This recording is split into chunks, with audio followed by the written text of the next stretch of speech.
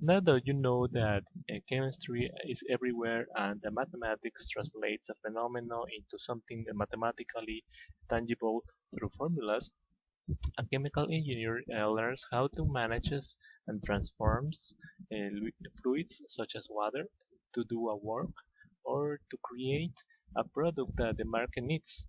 You will study the industrial processes and fundamentals to do that.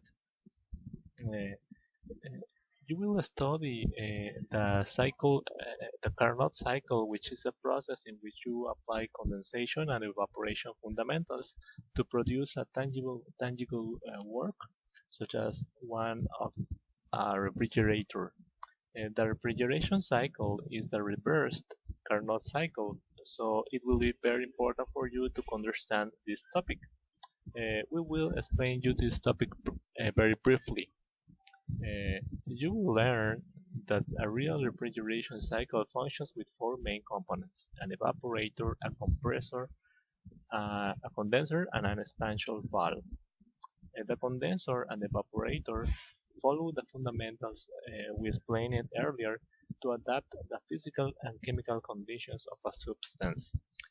You can see in this image how the refrigeration cycle is composed of, and you can see how a substance enters the condenser, appears here as a saturated vapor and is cooled to the saturated liquid state in the condenser, and then it is raised to the evaporator pressure, and it evaporates as it absorbs heat from the refrigeration cycle, from the refrigerated space.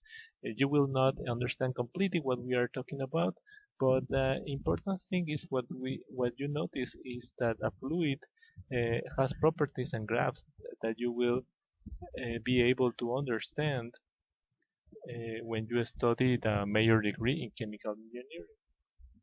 You will also study how to identify the phase and conditions of a substance in an industrial process.